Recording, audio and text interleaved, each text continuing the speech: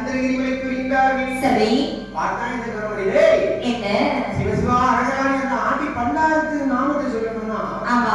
தெய்வாதி தேவர்கள் தவிர வேற யாரும் சொல்ல போறது இல்லையா? ஆமாடா. அப்ப தெய்வாதி தேவர்கள் இந்த வழியா வர்றாங்க. எப்பா தலைவா சொல்லியே தலையில இருப்பதை பத்தி நீங்க ஐயா கேக்குறீங்க. நாங்க கைலாச மலைக்கு போவதற்காக வந்திருக்கின்றோம். எப்பா என்ன கேக்குறீங்க? இத பாருங்க. அதாவது எங்களுக்கு எப்போது பார்த்தாலும் உங்களை மாதிரி அடிதடியெல்லாம் இறக்கிறதுக்கு எங்களுக்கு பிடிக்காது. ஆமா. அழகா சிவசிவான பவ்யமான வார்த்தைகளை பேசி மந்திர உச்சரிக்க தான் தெரியும். சரி. எப்பா நீங்க அந்த ஆண்டி பண்டாரத்துடைய நாமத்தை சொல்றாங்க. ஆமா. தலையில ஒரு சுமன் இருக்கிறது. இது என்னது? தலையில இருக்கும் சுமனை சொன்னா விட்டுறீங்களா ஐயா? உடன்மாட்ட நீ சொல்லி முதல்ல அதுக்கு நான் உடன்மாக சொன்னாலும் பயமான இருக்குது. சொன்னாலும் அடிக்கலாம் போறா, சொல்லாட்டாலும் அடிக்கலாம் போறா. இது மதுரை மாலை என்று கேட்டா. சரி.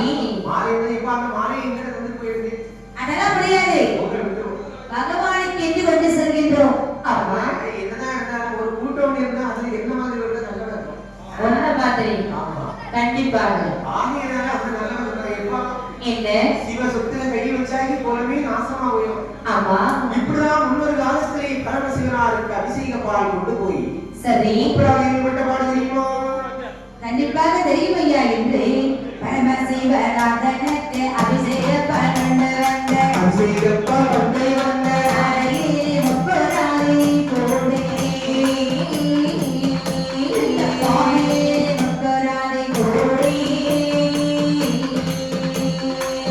பரமசிவனாருக்கு அபிஷேக பால் கொண்டு வந்த அறையே முப்பராளி கோடே